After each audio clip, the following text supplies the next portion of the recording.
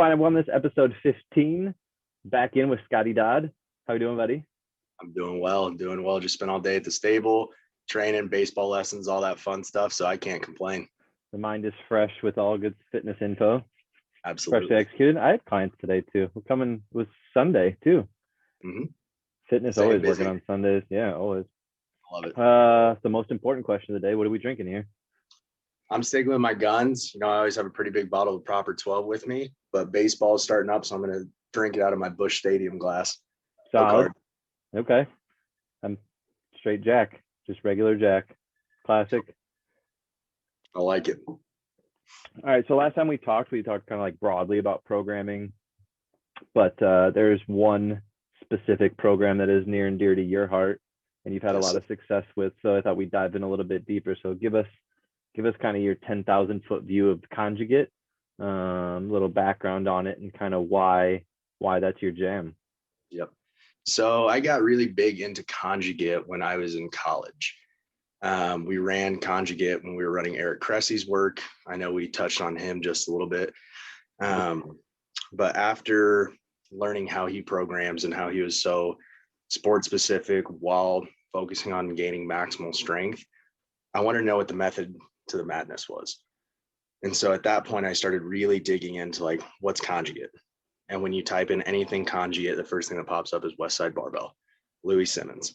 Mm-hmm. So I went through and I listened to hours and hours and hours of podcasts, webinars, got a couple of his books. But Conjugate is essentially running multiple phases throughout the course of a week. So the reason that is so huge is because we want to fight the law of accommodation. So like last time when we spoke, we talked about 3 to 4 weeks of a certain phase, which is great for somebody who's beginning, right? We talked about how we need to learn how to recruit motor units, learn how to, fire maximally, all of the muscle fibers that are going to work a muscle like a squat or something of that nature, right? This is a little more advanced. This is throwing kind of all 4 of those phases throughout the course of a week so that we don't give our body time to adjust to what we're doing, and we constantly have an ever-changing stimulus. So when we talk me through like what four different phases in the week. Like, so give me, you don't have to go into each one in detail yet, but like, what does that mean? And like, as opposed to what? Yeah. So in a linear periodization, we have strength. Like classic, what most people do, right? Correct. And everything that like NSCA, NASM, ISSA, like all those certifications talk very largely on doing linear periodization with new clients so that you have 4 to 6 weeks of hypertrophy, meaning muscle growth, followed by, 3 to 4 weeks of strength, 3 to 4 weeks of power, 3 to 4 weeks of muscular endurance. This throws all of that into the course of 1 week. So you're constantly working in different stimulus and working in a different percentage throughout the course of a week so that your body really doesn't have time to adjust. And you're constantly, I know muscle confusion is kind of like a weird phrase, but essentially like your CNS is never too taxed all the time, or we're not working in the same rep ranges all the time, but you're constantly changing it up throughout the course of the week. So Conjugate is really 2 days of max effort movements, meaning that we're working anywhere from 95 to 100%, and then 2 days of dynamic effort. We're working anywhere from, Louis has it 75, 80, 85%. I kind of tailor that down as a personal preference, just because myself and a lot of my 16-year-old athletes aren't taking all the drugs in the world. So they're not going to squat 1,000 Hopefully pounds. None. Yeah. Correct. They're not taking any drugs, as a clarification. Yep. Thank you for clarifying. Yeah. But I work about 65, 70, 75%, just because my guys aren't squatting 1,000 pounds.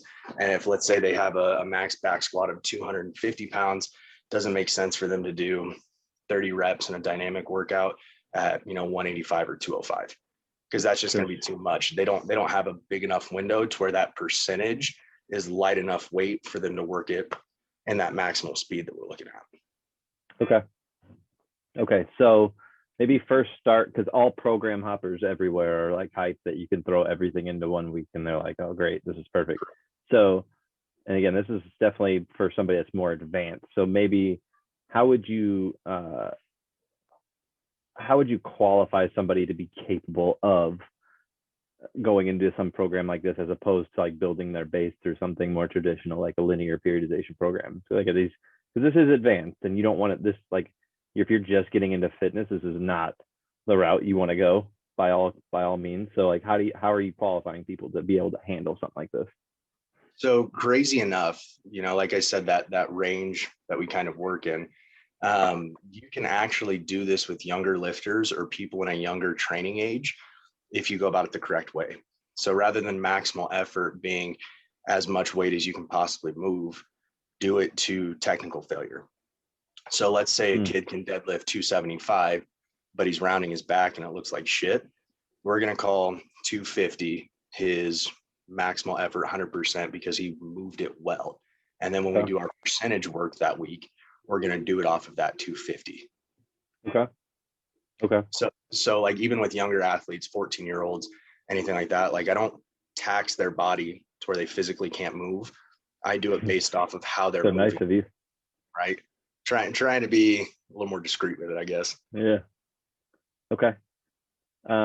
So when somebody's on a conjugate program, like what would their intended outcome be? Is this just for somebody that needs to be able to be more explosive as an athlete? Is this something that somebody that's like I just want to lose a little bit of body fat can benefit from? What type of person benefits? Like we'll go into more detail on like what it is, but like what kind of person benefits from this the most, and like how is it applicable to other populations? So I've done it with 3 different populations, right? Okay. And I understand that general population is obviously going to be very broad, Sure. but I would even work conjugate with a lot of my weight loss clients because they are focusing on, yes, they say that they want to lose weight, but they don't mean that they want to lose weight. They want to lose body fat. Sure. Best way to do that is through strength training and some sort of steady state cardio, right? So what we would do is if I saw them twice a week, we would do like an upper body push, lower body pull. The upper body push would be the maximal effort day. And then 48 hours later, we would basically flip them. So like I would do dynamic work on one half and then max effort work on the other half and then flip it when I saw them the next time throughout the week. For lifters specifically, it's just gaining maximal strength. If you're a power strength athlete or like a powerlifting athlete, an Olympic lifting athlete, you follow conjugate because it's really the best way to train. Your body doesn't ever have like the same stimulus. It's constantly evolving. You're working both max effort movements and dynamic. And if you think about the concept of force equals mass times acceleration, we want to move as heavy weight as we can, but we also have to move that weight fast in order to be effective. And for athletes, the concept behind running a conjugate is because like an average football play lasts 15 seconds. The average play in baseball lasts 5 seconds. So if we're not constantly used to using those max effort movements, we lose some of the strength that we've gained in the off season. So the biggest flaw that I see in strength and conditioning programs is that we work on strength for 6 months and then they get into competition and we just take away working on continuing to stay strong. So if I'm a baseball player and every swing I take is as hard as I can, but I stop focusing on taxing my CNS to be used to doing 100% effort, then I'm taking away some of the potential that I potentially have. Does that make sense? Yeah. If you don't use max effort when you go to push the button to do max effort, your body's not going to be as efficient at calling upon it unless it's been practiced. Correct. So like here's the first visual I was telling you about. Let me share this real quick. Okay, here we go. It's so dark in my closet. Oh, host disabled participant screen sharing. What's that? Host disabled participant screen sharing. I don't know how to do that. Do you know how to do that?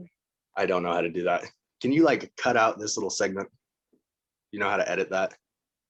Yeah. Okay, cool. Here, try it again. Oh, here we go. We did it. That's less editing for me. I'm gonna leave it all in. Beautiful. And then people can laugh at our misfortune. Here we go. Okay. So in terms of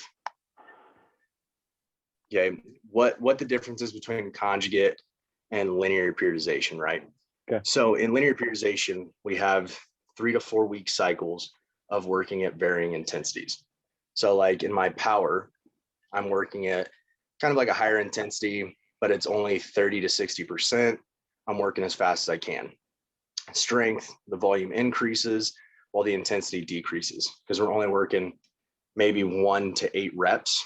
So we're not necessarily getting the same amount of volume, but we are working a little bit harder. And then hypertrophy, kind of that same concept. We're not working at such a high intensity because we're about 70 to 85%. And we're not working as, I guess, heavy. So it doesn't tax the CNS, right? So the main goal of Conjugate is day one, you tax your CNS as much as you can. 72 hours later, you work on those same muscle groups, but firing as fast as you can. Okay. So the Why goal is that there, advantageous? Yeah. so the max effort movements, again, like you said, pressing the button when it's time to go. Like if you're a lifter year round and you hop into a meet, you don't want to have to peak phase 16 weeks out of every single meet that you do, right? As an athlete, if you're a baseball player, you shouldn't have to peak before every single game. So this concept is making sure that we're always ready for competition at any given point of time. Tell Bobo to hush. He's excited. His pain meds are probably kicking in. So he's hyped. So when we talk about like linear periodization, right? We just spent the last 3 to 4 weeks working on maximal effort. And then let's say we go into hypertrophy. Well, now we're not taxing the CNS anymore. So once we flip back to that max effort phase, then we've probably lost a good percentage of the weight that we should be moving because we haven't been working at maximal efforts for a given period of time. And if that phase comes around every 12 weeks, then we've just lost a lot of strength that we could potentially work with because we haven't been focusing, firing those muscle fibers or trying to recruit all of our motor units. So Conjugate came from Russia and is, as all good strength methods do. Correct. So like Russia and the Chinese were kind of like the first to coin Conjugate.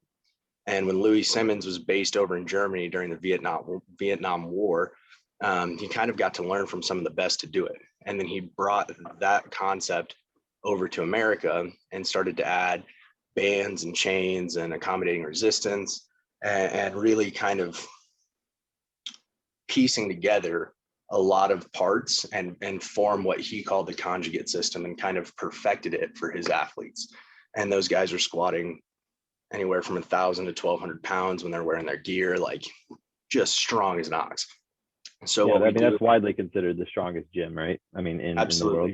If you are a power lifter and I say the name West Side Barbell, you know exactly who I'm talking about.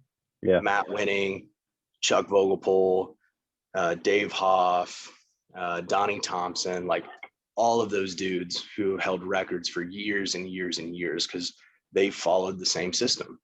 And Louis a 70-year-old man who can still deadlift 600 pounds. Like he's a freak, but he figured it out early. Yeah. So one thing I'll say about Louis too, for people that don't know about Louis Simmons, is it's easy to think that guys that are like, yeah, he deadlifts whatever, 100 pounds, whatever, as like a meathead, and just is really strong and like, which is, I mean, it's probably true to a certain extent, but this guy, I mean, has invented, I mean, sort of like the reverse hyper is probably his biggest thing, that he's like, he just thinks about strength and conditioning really differently. And he's a legit genius in the space. It's not like he's just like, I'm just on juice and lift a bunch of weights and I'm the strongest, so I'm the best. This guy's a legitimately, I mean, genius is probably a harsh word to use, but yeah, but a brilliant guy. Like he's not, I mean, he's multiple pieces of equipment that he's developed just off his needs, and just him understanding physiology and like, again, the reverse hyper as far as like what I mean, decompressing the lower spine and like just is an incredible piece of equipment. So do you know why he built the reverse hyper? I don't know. I feel like I have heard the story, but I can't recall it off the top. So he broke his back twice. I did know Not that once, but twice. I did know doing that, yeah. doing a deadlift or a squat. And so when he was on the table, he's like, how can I learn how to decompress my spine? Basically like what you said. So he put his hips over like the front of the table and he would just do it with body weight. And so like the gravity pulling his legs under his hips was decompressing his spine and got rid of a bulge disc. And then he was, well, I wonder if I could add weight to it to build up my erectors, my glutes, my hamstrings. And so he tied weights to his feet with like one of the ankle cuffs that we see in gyms. And then he goes, well, there's got to be a better way to add more weight to this. So he built that pendulum and then patented it so that he could easily add. And like those guys do 50% of their squat max. So if you think about the guy who squats 1,000 pounds, he's doing sets of 20 to 50 on the reverse hyper with 500 pounds. That's insane. So if you haven't seen what a reverse hyper looks like, just Google it. It's very easy to find. But basically you're laying with your torso over a surface and your legs dangling down, and then there's weight on there's like a pendulum that sits against like your Achilles, the back of your ankle, and you just extend your legs backwards. And so if you think of like a Roman chair, how you extend your hips up so that your back gets flat, or a hanging knee raise, this would be the opposite. So now you're using your legs to get into full extension rather than extending at the spine. You're extending to get full extension with your hips instead. So and the value there, so the value there too, just to explain that a little bit, is because when you are lifting heavy, squatting, deadlifting, and things like that, there is so much load on your spine and just constant compression day after day. And especially, when you're doing something like this that has max effort so frequently. And I do have a follow-up question on like, how do you do deloads? Because I'm certain there has to be some way to deload, because you can't just train like this, 52 weeks a year. But if you're just constantly loading the spine all the time and you never find a way to decompress it and create some traction and like get some space between those vertebrae, like you're gonna have some real issues. And that's why things like inversion tables, like teeter is a really popular one, like inversion tables where you dangle upside down just to let your back decompress, like it's super valuable. And Louis Simmons kind of revolutionized that, and by necessity for himself, and just by all his lifters that are just lifting an ass load of weight all the time every day.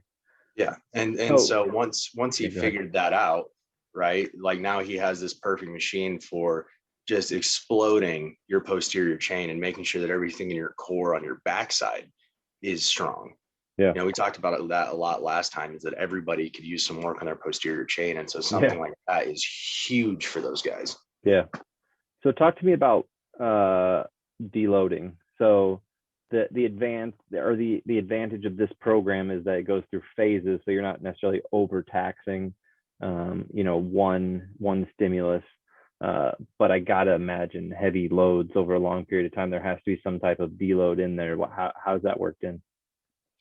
So let's go into how a week is kind of set up, and then I can explain that with it too.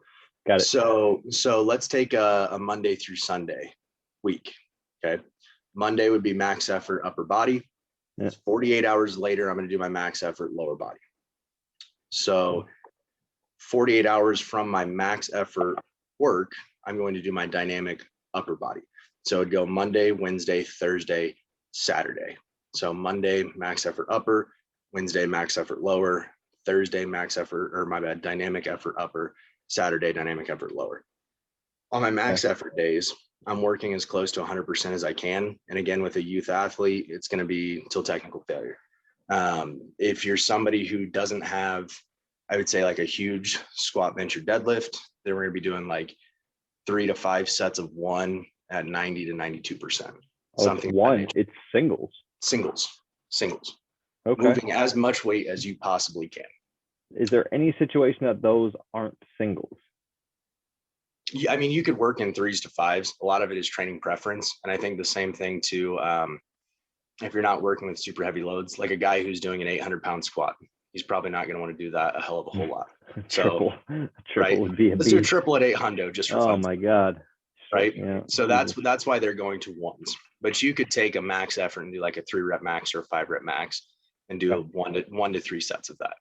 Could you potentially like add some hypertrophy by going a little bit higher on that? Like if you do like a 5, or is that a disadvantage? So your hypertrophy work is going to be in your auxiliary movements. Once you get done with that bench press, then your next movements are going to be 4 to 6 sets of 8 to 12 reps. 2 back exercises, 2 chest exercises, maybe a shoulder exercise, triceps. Okay. So then that's 72 hours later, we're going to go in 3-week waves. Those 3-week waves are going to be 10 by 2, 8 by 3, 6 by 3. For your upper body, it's pretty straightforward, which is kind of nice. So it's 65%, 70%, 75%, and then you restart that. So even in your deload week, those 3 waves are constantly flowing. So your dynamic days will never change. Okay. But the number that you're basing those percentages off of will change though. Correct. Yes. So you are going up in weight usually because So you're taking your 60% of a bigger number. Correct. So your volume will always increase. So if I go from a 200-pound bench to a 300-pound bench, yes, I'm still working at 65%, but that 65% is now significantly more because I've just gone 100 pounds on my bench. Got it. So on your lower body It's an days, interesting choice of number that you chose there, Scott. what's that? 3? A 300-pound bench. Are you familiar? Well, not really, which is what we're working on. So on our lower body days, those 3-week waves are alternating because you'll typically do a squat and a deadlift. So if I'm going 10 by 2 at 65% on my squat, I'm going 6 by 3 at 75% on my deadlift, and then they meet in the middle and then flip. That way you're not super taxing the spine. Sure. At the same time, once we get to a specific weight or we get to a significant weight, those dynamic days aren't necessarily just in straight weight. We start to add some accommodating resistance. Accommodating resistance being bands, chains, stuff of that nature, where you're not pushing just straight weight, but you're pushing through band tension to get that same response in the body. Okay. At the same time with that too, which I think is really cool, is that pushing through that band is a constant eccentric contraction because it's stretching that muscle even as you're trying to fire through it. Mm-hmm. So there's always a constant stretch on that weight as you're moving it up, which gives you that eccentric response with it as well. Okay. So when you talk about doing like a deload week with something like that, my bad, let me back up just a second. So after we get done with those 10, 8, 6 sets, whatever that looks like, then we hit that muscular endurance kind of phase at the end of a dynamic effort day. So 4 to 6 sets of anywhere from 15 to 20 reps, not super heavy weight, right? When we're really focusing on joints when we do something like that.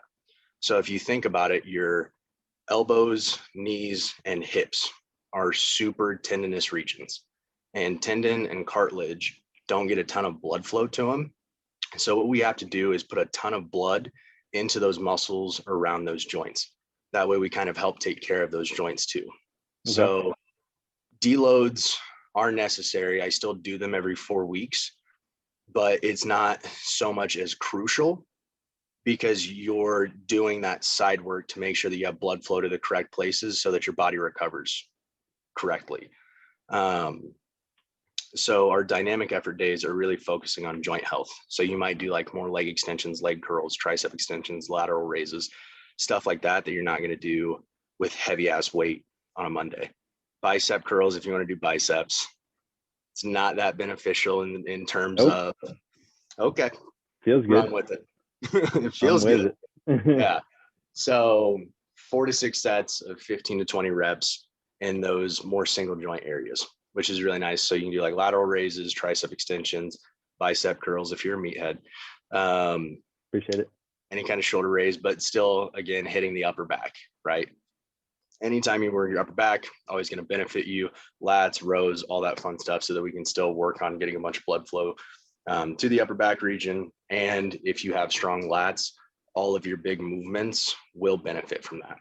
Because you have to brace your lats in a bench, you have to brace your lats in a squat, you have to brace your lats in a deadlift too. So the easy answer might be deadlift to this, but what is your max effort for your back? Oh, like what are you going? You know what I'm saying? So I wouldn't do like a max effort back exercise. So I'm not going to do like rows as heavy as I possibly can. Or like weighted pull-ups or something like that? Correct. So when I say like a max effort day, that's going to be your pressing motions, an overhead press, a bench press. Right. You could do some heavy rows, but again, that goes to technique failure is probably going to happen quicker than you think. So your max effort exercises are squat, bench, and deadlift exclusively. Pretty much, or overhead press too. And the nice thing about Conjugate too is that you can like revolve certain max effort movements. So like a bench press, you don't have to just do a straight bench press every single week.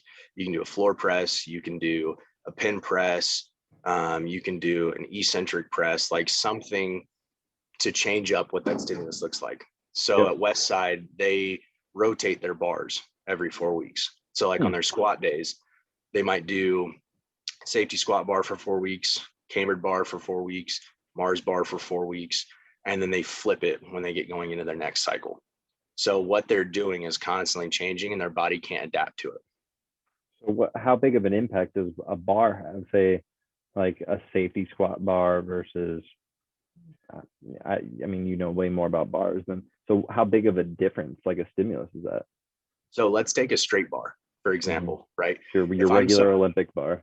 Correct. If I'm somebody who benches, squats, and deadlifts every week, and I only use a straight bar, I have to really get my shoulders into that squatting position. And that's a lot of tax on your shoulders, a lot of tax on your lats, a lot of tax on your spine, right? So now I do that, and then I go hit my dynamic effort bench the next day. Now my shoulders are shot because I had to rotate them in. And a lot of those guys are stiff, right? But yeah, if you have that much muscle, you'd be hard pressed not to be stiff. And their tendons are basically springs, so that when they do have 1,000 pounds on their back, they just float up. So like some of those guys can't get into a full squat until they have 315 pounds on their back. Which is stupid. Outrageous. So now let's take that safety tight squat. Muscle is strong muscle. Yeah. Tight muscle is usually also injured muscle, but fair. So let's take a safety squat bar, right? You don't have to get your hands into that position. Right here. You can hold it, straight up in front. Now it kind of loads it more like a front squat. So it's a quad dominant exercise while you still have to sit back in your hips and really utilize your posterior chain to finish that squat. It still is going to hammer the quads just a little bit more than a normal bar would. Then let's take the cambered bar. So the cambered bar is basically like this giant horseshoe. Okay. So now your hands and that weight are about in the middle of your torso. So you have to use everything on your backside to get that thing up and keep your core super stable, or that bar is going to want to sway with you, right? You're not going to work at the same 100%. So if you have a straight bar squat of 1,000 pounds, you're probably only working 750 on a cambered bar. Only. Lightweight. Nobody can, like, there's 10, like maybe 15 people in the world who can do shit like this. But like that's the example that I'm going to roll with. So like the bars will essentially have a different stimulus on your body. With that cambered bar too, you really have to work on pushing into your upper back, which is one of the biggest things they preach in terms of like a max effort squat, is that you get your shoulders into a position where your lats are locked. And as you stand back up, you are pushing your upper back into the bar as you get your hips extended back through the end of the squat.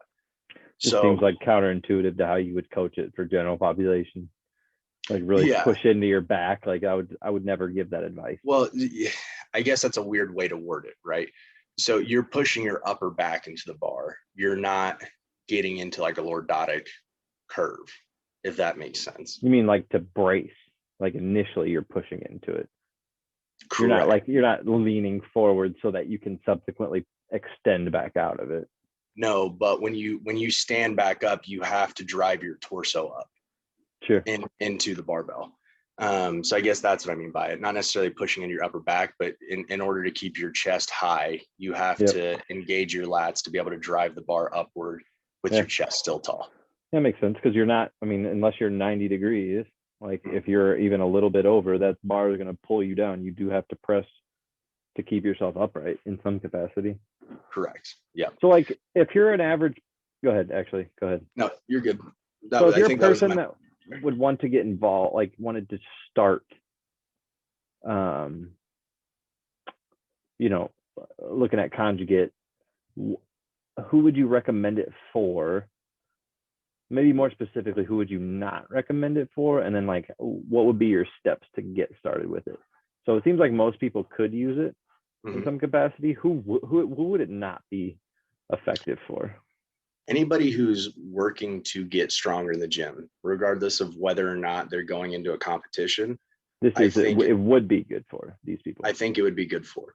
Okay. If you are somebody who enjoys, I guess, just, I don't want to say middle of the road exercise because that doesn't seem like the correct terminology. But if you don't have goals to get significantly stronger, then I think you could follow linear periodization and be okay. But if you're somebody who's like, I really want to bench 315, I really want to squat 450, I really want to squat 500, I want to get on a platform one day. If you play any kind of sport, I think it's huge for you. The 60-year-old guy who's just trying to stay in shape probably doesn't need to follow Conjugate. Doesn't make a whole lot of sense for him, just because he doesn't necessarily need to be working in maximal efforts very often. But if he still focuses on strength sets throughout the course of his week, he's going to be all right. Okay. So your end goal would be strength oriented specifically. If your goal is just to lose like body fat, I mean, you would benefit from lifting generally, but Conjugate might not be like, the most effective thing for you to go to. So you're looking for people that want to get stronger as quickly as possible and do some type of explosive movements. Correct. And the nice thing too, because of you're using undulating waves throughout the course of the week, is that you still get to focus on muscle growth. You still get to focus on muscular endurance. You're focusing on being strong, and you're focusing on being explosive. So even if you have a goal of like, I'd like to lean down a little bit, because you are focusing on hypertrophy, because you are working in higher rep ranges, that definitely is a side effect with it. That's not the right way to use that, because that side effect sounds bad, but that is a secondary unintended benefit. Correct. A secondary benefit of following Conjugate. Okay. So a lot of those terms are really like probably overwhelming for people. Like, okay, how do I calculate percentages? How do I know which day max effort? How am I choosing exercises? You and I both know like these are details that can matter, but there are templates that I'm sure are readily available that can simplify it a lot. So if I'm, I don't know, say even me, because I've never used Conjugate before. If I wanted to go use it, how would I start molding a program? Is there resources that you'd recommend? So the resources that I listen to personally are the West Side Barbell Series podcasts. I've spent too many hours in a car, and so I take advantage of that time. Driving to Texas, driving to Indiana, to Colorado, like so much time. So I listen to West Side Barbell all the time. I follow West Side Barbell. Strong 8 on Instagram is huge too. They work with a lot of baseball players, and they follow Louis Simmons in his program. They actually do a lot of podcast episodes with Louis too. JJ down in Tampa is an absolute freak. He talks a lot about being a strong coach, not being a strength coach. So the dude deadlifts 700 pounds, and then the guys that he has that can deadlift, 545 to 600 pounds, they're hitting tanks left and right in their college days now. So, and there's a direct correlation.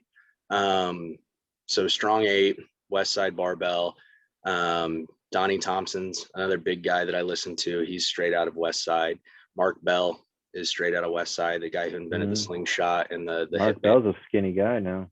He is. He's shredded. He's on that keto life. Yeah. Carnivore style. Carnivore too, right? Yeah. Yep. All meat. All he meat. Looks great. He looks great. Crazy. He looks like he's healthy. Aged in reverse a little bit. Yeah, he looks good. Matt Winning is another one who's out of West Side. He's actually from Muncie, Indiana. Hey. He started the powerlifting club at my old stomping grounds. Yep. Matt Winning's a big guy. He's in Columbus, but he's the same way. When he was 27 to 33, he looked like he was 50 years old, and now he just looks like a 5'8" brick shit house. But he can still squat 700 pounds. He's just healthy while he does it now. Eric Cressey is another huge one. I know I talk about him all the time, but Eric and Louis are two of the biggest influences in how I train. myself, my athletes, anybody that I come in contact with, because they're so big on staying explosive while you get strong. Eric is huge on being mobile. So his big thing is like T-spine mobility, hip mobility, ankle mobility while you get stronger. T-spine, yeah, being your thoracic or your upper back. How to engage your scaps. He's all about scaps. Correct. Right. And big on serratus too. So those feathers that you have underneath your pecs, the boxer muscles, because those are the muscles that keep your shoulders in place, which is huge for overhead athletes. So a lot of landmine movements, a lot of single side work, a lot of rotational core. So like Louis talks big on being strong in your obliques, and Eric talks big on being strong in rotational movements, which inevitably means that your obliques are also strong. Yeah, being able to support your spine in general seems to be like, I mean, this sounds really corny, but like, I mean, that's step one of being able to be strong. Like, can you support your spine? Because everything else just falls to ashes if your spine is not engaged. Correct. I think one of the big thing that I kind of skipped over, I used the equation force equals mass times acceleration, right? Mm-hmm. So Louis was thinking about that one day because they were just doing maximal movements for probably a year. And every day they came in, they just tried to lift as heavy as they could. And they saw diminishing return. And so that's when he thought of the law of accommodation, where if your stimulus never changes, your body will never adapt. So that's when muscle confusion. Correct. Yeah. So that's when he came up with the accommodative resistance. So working at different percentages so that we can stay explosive. So for athletes, that's huge, right? Mm-hmm. For power lifters, that's huge because you have to move weight fast in order to move more weight. So that acceleration is a huge part of it. The biggest thing for athletes is staying limber, staying mobile, and staying explosive while you continue to get strong. So we want to move weight as hard as we can, but we also want to take the time to move weight as fast as we can so that we can still engage our fast twitch fibers and stay explosive while we continue to build that strength. Yeah, I got to imagine they decrease the injuries significantly by adding those. I mean, because if you're lifting that heavy, injuries, I mean, you're going to blow a pec or a bicep or something sooner or later. It will happen, right? Like, absolutely. And if you are only lifting heavy and not doing any like range of motion work or anything, it's sub-maximal. I mean, God, you got your joints got to, your joints got to be destroyed, and your tendons, everything has to be so tight. Well, and your CNS will be fried if you're constantly. Yeah. So your muscular fatigue is going to be insane from day to day, and you're not going to be able to work with the same weight or more weight when you try to hit that same muscle group 72 hours later. So when we talk about when we talk about accommodative resistance, right? You still work in that 65 to 75%, or if you're a stronger athlete, you can go 75 to 85%. But that doesn't mean you have that weight and then bands or chains. That means that it's like 30 to 40% weight, and then the rest of that tension is in bands or chains. So let's say I'm working, like my percentage is, 300 pounds is my 60%. And then I'm going to have 185 pounds on the bar, and the rest of that tension is going to be in band tension. The worst thing I ever did, because every once in a while, Mitch and I would throw that, and you can still throw in accommodative resistance to maximal effort movements. I'll get to that in a second.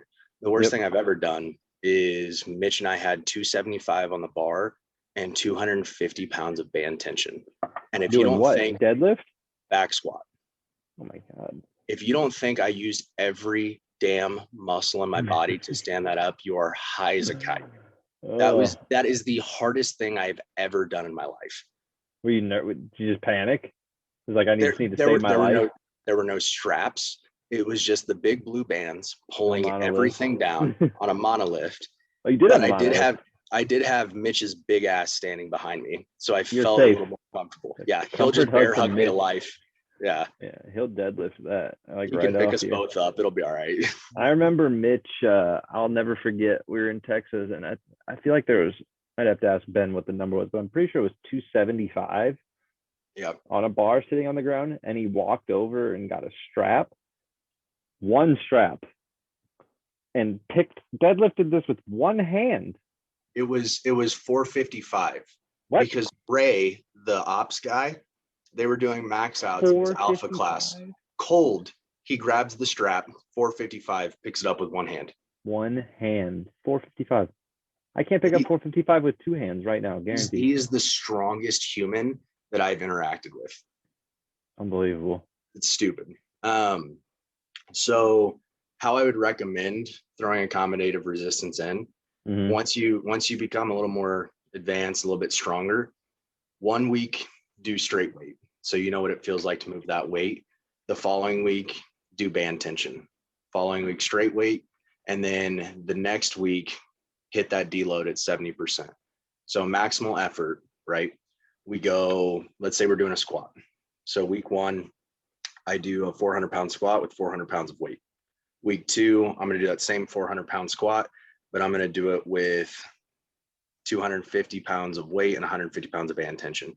Week 3, 415-pound squat. Week 4, work at 75% of that 415-pound. That 72 hours later, I'm still working in those same cycles. So week 1, 10 by 2 at 65%, 8 by 3 at 70%, 6 by 3 at 75%, reset. So now I'm back at 65%. Even though I just did a deload squat, I'm still working on my speed days at that 10 by 2 at 65. So those cycles continuously work through even on those deload weeks. Your deload week doesn't necessarily have to be, I mean, people think deload is like almost like a non-exercise week. Like deload is just, you're still working. I appreciate that you just said that. So a deload week is not a deload in volume. A deload week is deloading your spine so that your CNS isn't always taxed. Yeah, I don't think that that's clear for most people though. Oh, I didn't know that. Because deload week for me thinks I need a week of lighter weights because I just need to chill for a second. Right. So like a deload on a squat would be working at 70%, but your volume still stays the same or increases for your auxiliary movements. So you're not necessarily taking that week to die down. You're taking that week to not tax your spine as much because all we do is compress the spine as a lifter. So you could, you could theoretically, depending on what you're really good at, your deload week could be shittier than your normal week because of volume. Like if you've got no muscle endurance and you got to start working at 70, because what's 70% is probably what, 12s? Like what's a max of your set? Well, so a deload week, I would do 5 reps at, or my bad, 5 singles at 70%. So I'm not doing a hypertrophy rep range. I'm just going to 70% and doing 5 sets of 1. Again, because I'm not trying to tax the spine too much. So I just did 70% at 12 reps. I'm basically hurting myself the same way that I would have done just doing a max effort movement. And obviously you would that would be helpful to keep the greasing the groove and keep the technique good. Is there any advantage to doing something like, I'm certain this is blasphemous for West Side, but just like for like an average person to do an exercise that was heavy on the legs, but maybe didn't load the spine, like maybe you hex bar, maybe you heavy leg press or something, like would there be a benefit to avoiding all spinal compression? I don't see why not. Just taking the spinal compression out of it, doing something like a trap bar deadlift, maybe do belt squats for your volume rather than doing a back squat. A lot of people don't have access to that though. Yeah, that's more of like a powerlifting location or anything like that. Yeah, I guess that's true. So like doing like a heavier leg press so that you still get some maximal effort work and you're still taxing your muscles, but you're not taxing the spine. I don't think that there would be a negative effect to doing something like that. I think you would still see some pretty good benefit because you're still getting good volume in on your lower half. I would say especially for somebody like that has ever had a back issue, which is half the people, that like if you could avoid your spine being compressed even more. If you're doing a program like this and it's going to be taxing on your spine. Like anytime you're working 95 to 100%, injuries are not to like scare people, but like injuries are a part of it. Like when you push that hard, and not everybody should push that hard. Let's be honest. Like that's not for everybody. And that's kind of the point of this conversation is that there's benefit and there's that top end of how you can operate. It's not for everybody. Like there's a lot of clients that I have that shouldn't go anywhere near 100% of their max weight. Yeah. And I agree with that too. Again, this is a very specific goal oriented kind of programming. So But really good for people who are trying athletes, to get though. Really good for athletes. great for athletes.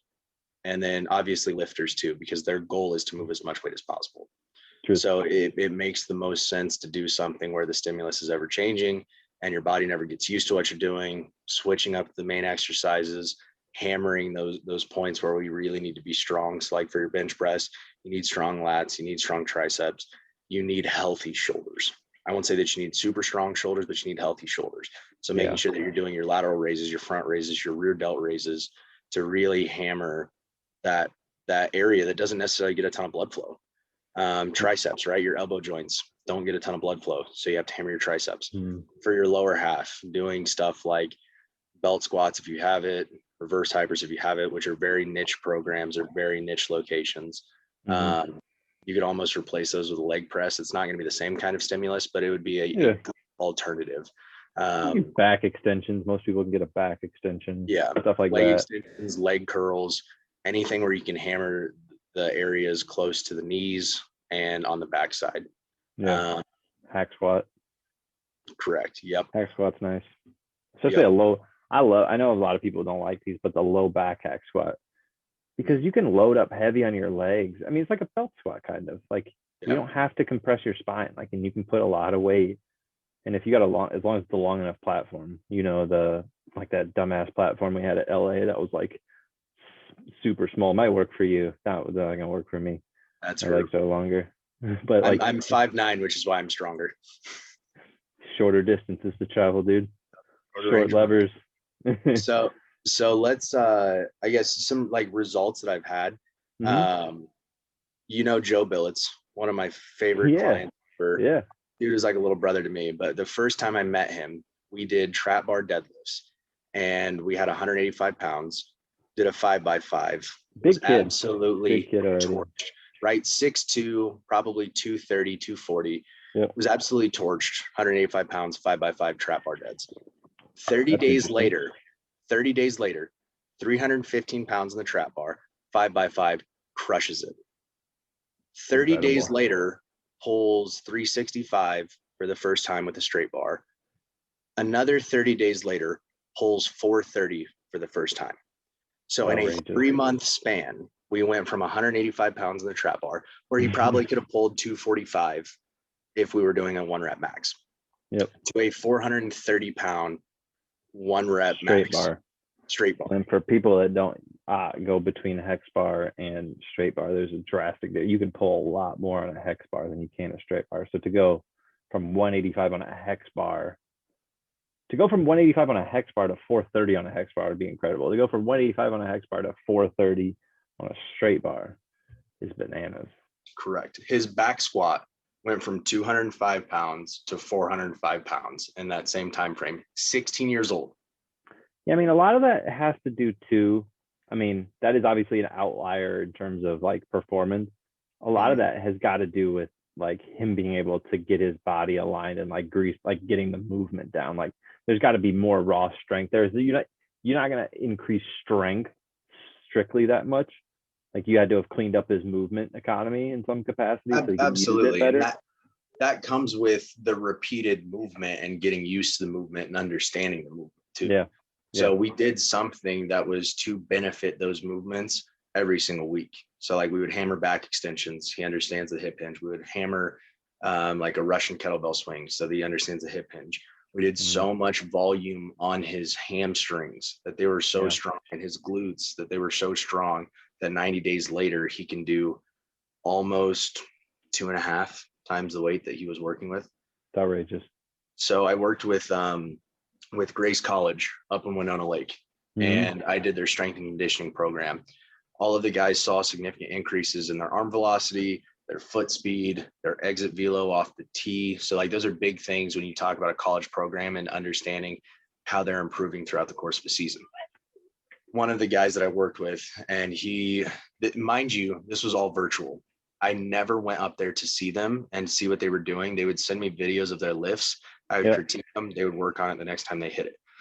Austin Baker goes from a 275 5x5 trap bar dead. 2 weeks before the season starts, which I think was a 3 or 4 month span of when they started the programming, pulls 515 on a straight bar. That's insane. And then I think his sumo was 505. So they were very similar. Sumo was less? He's a taller guy.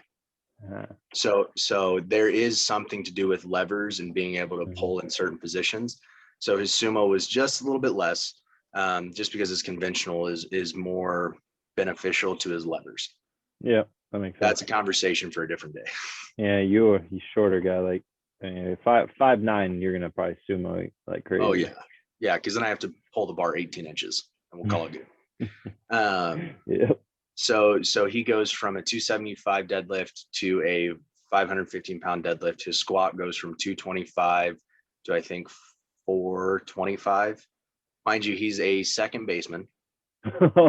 He weighs 195 pounds. He's pretty thick for how tall is he? 6'1", 6'2". Oh, just kidding. Never mind. So he would go first base, second base, and a little bit of third base, depending on who was pitching, because they had a lot of two-way guys. Sure. Little UT player. But again, only 195 pounds, pulling 515. He gets the opportunity to play semi-pro ball because he hit like 5 or 6 more home runs than he did the year before. His doubles were about 5 or 6 more. And he played in, I want to say it was 6 or 7 more games because he didn't have to sit out for an injury. So and that's the biggest thing, because his joints were healthy, because he was strong. He never got hurt in that last season to give him the opportunity to go play some pro ball somewhere. I want to say it was somewhere overseas, would have had to have been, but he got the chance to play for about 6 months and get paid to play baseball, coming from an NAIA school that's middle of the road in their conference. Yeah, you can't beat that. I would imagine there's a lot of benefit to doing this because naturally throughout the year, like let's say if you did a traditional linear periodization where you're like, I'm going to do 6 weeks of muscle endurance, and I'm going to do 6 weeks of hypertrophy, then I'm going to do 6 weeks of strength, I'm going to do 6 weeks of power. Inevitably, you're going to have periods of time where like you're not as locked in, and your hypertrophy phase might not have been as good. Whereas you're going to be able to keep it a little bit more consistent if you're doing these phases kind of all at the same time, but just to a lesser degree.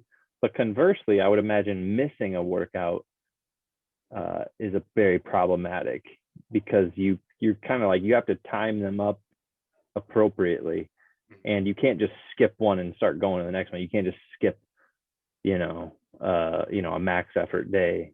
Like I would imagine that those are pretty important to keep them in line. Yeah. And luckily, like with these guys, I was seeing Joe 4 days a week. So I knew that he was getting it done. Sure. With Grace, they had structured times of when to go get their lifts in. So like there was no excuse to not get it done. So that's why they saw really good results. If you're somebody who is very wishy-washy in your programming, this is going to be very hard to help you see the results that you're looking for. Okay. But if you're somebody who truly enjoys, like the next time you go into a gym, you hit that PR and you get hyped, like this is something where we're not planning to hit a PR every 3 to 4 weeks. We should be looking to hit a PR every single week. So if you have a bulldog mindset, right, this is something that's going to hype you up, that continues to keep you in the groove and keep you excited. So like that squat that goes from 405 1 week to 415 to 425 to 435, and you see that number constantly increasing, like that's the shit that makes me feel electric. That's what gets me hyped up. I have a kid that I'm working with right now, weighs 155, 160 pounds, soaking wet. Small guy, but he's 6'1", so he's a lanky guy. Wow. He's Ben Cross. Young Ben. He's young Ben. I'm trying to make him Ben. I'm gonna try and make the picture of this podcast that picture of Ben in high school. Oh, the praying mantis. Yeah. So fortunately for Ben, he didn't have a fat childhood, but because of that, his calves are not as big as mine because I had a fat childhood. Sidebar. So Shock just pulled 315 in a rack pull at 150 pounds. So he's doing almost double it. He's doing a little more than double his body weight. Where's that from? What, mid shin or knee or what? How high? We went mid shin. Okay. Yep. So, and it was a sumo pull, working on getting his hips stronger so that when he swings, he has stronger adductors, stronger glutes to really fire through while he's utilizing his lower half in his swing. Okay. I think a big thing too, when we talk about training athletes, is that we have to understand the muscles that they're using. So like, it doesn't make sense for baseball players to do a bunch of narrow stance squats, narrow stance deadlifts, because the muscles that they're decelerating into and accelerating into are their adductors and their glutes. So great if we do a conventional deadlift that's super heavy, but it makes more sense to do like a sumo pull or be really strong in a lunge or a side lunge or something like that, because those are the muscles that we constantly fire. So my baseball players, we spend a lot of time on the GHD doing a reverse hyper variation, hamstring curls on the GHD, which are terrible if you aren't good at them. Like Nordic curls, pretty much. Yes. Yeah. But like, that is a humbling experience. My Man, you friend know what my Connor, go-to hammy curl is real quick? You know what my go-to is now? Is glute bridge with sliders under your sliders, Oh my God, it's great. terrible, So good. right? They absolutely suck, but they're fantastic for you. Great. So my friend Connor, he's an Olympic lifter, just actually competed in AO1 today, hit a 154 clean and jerk, kilos, which I believe is 335 to 345. The first time I had him do a GHD hamstring curl, he couldn't do a single one. That's how strong his front side is. But he could not do a single body weight GHD curl. So that's what we hammered. So he had a 326 clean and jerk. We've hammered his posterior chain, and he had a wrist injury. So the only thing he's been able to do is squat and deadlift and not really do a ton of overhead stuff. He worked on moving stuff fast off the ground, not going overhead. And he worked on his maximal efforts. And today he just hit a 6 kilogram lifetime PR for his total. So like, there is a method to that madness of, if you understand how to move fast and move heavy, that you will see the results that you're looking for. Yeah. And I mean, so West Side barbells, I mean, nobody's going to argue with, I mean, you may argue with methods and drug use and whatever, but you're not ever going to argue with results and strength. If you're, I mean, these are the strongest people in the world. Yeah. Go tell Lucas. Yeah. I can't believe he's still alive. So the craziest thing is that he hasn't slept for more than an hour at a time since 1996. He's total anomaly. Like, he has thoracic outlet syndrome. And so if he raises his head over his head, or his hands over his head, he will pass out, because he has an artery that gets cut off and blood flow stops going to his brain, and he will pass out. That's insane. But he, another resource, right? West Side versus the World on Amazon Prime. Go watch that. Yeah. Go watch that movie and tell me that you don't want to run through a brick wall. Like, hype you up to get training immediately.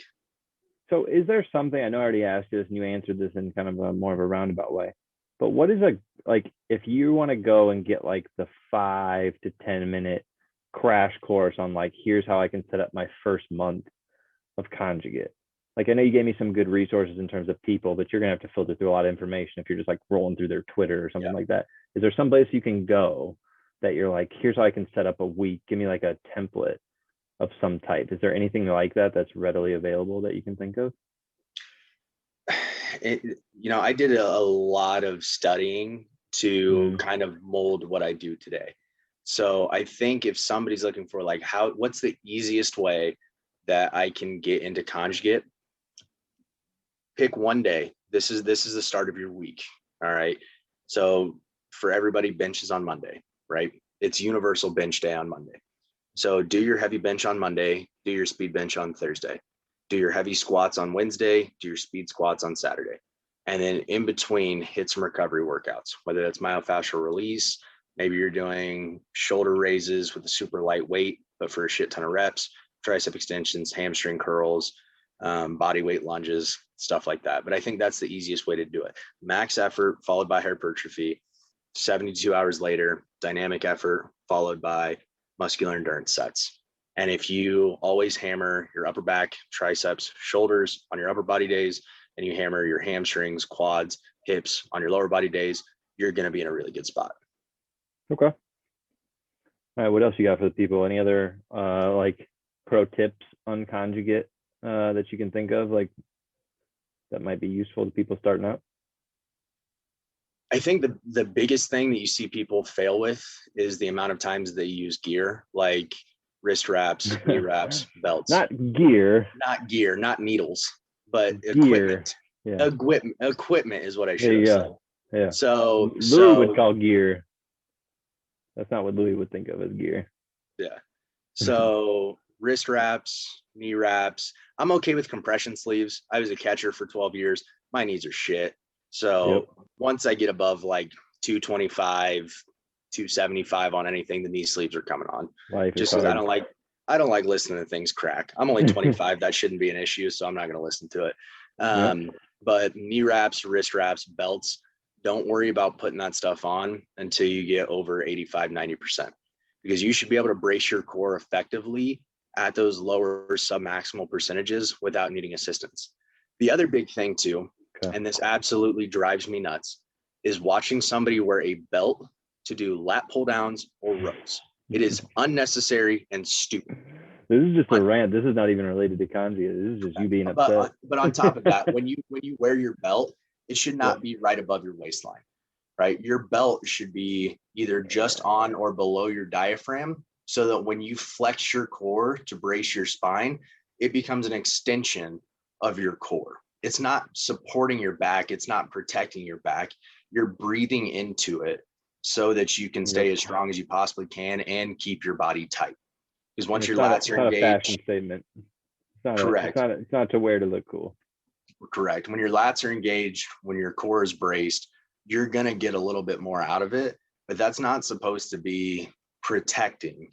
It's supposed to be enhancing. And I think that's the stigma that people have, is like, oh, I need a belt to protect my back. No, you have a core to do that. Yeah.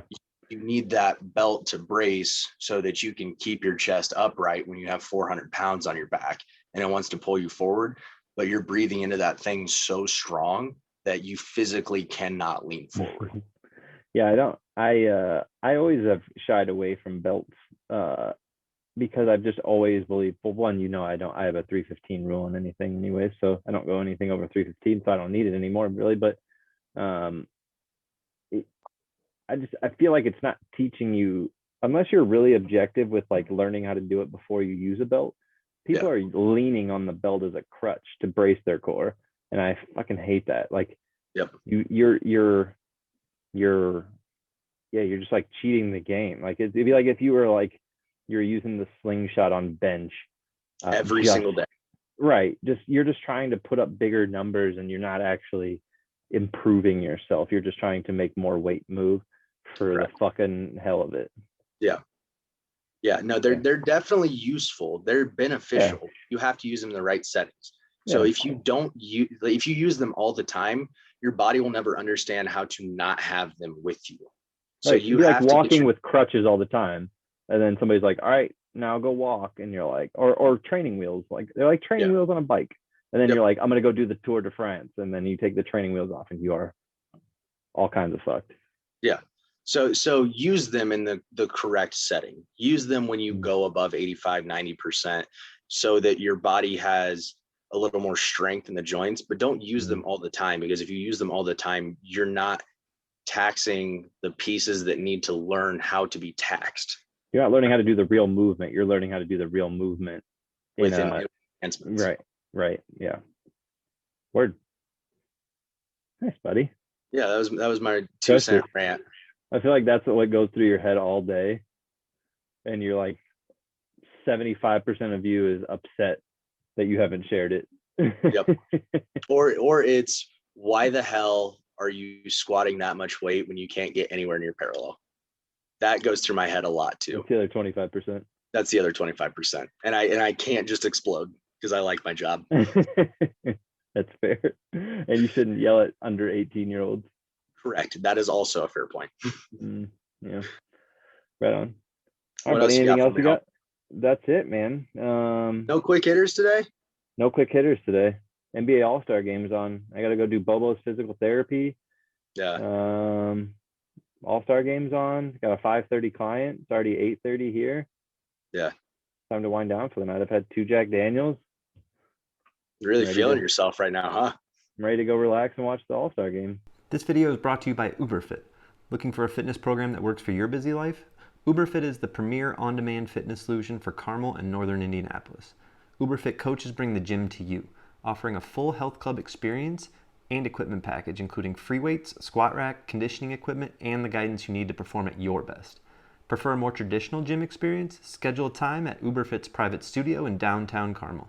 Make fitness fit. Visit uberfitindy.com to schedule your day one today.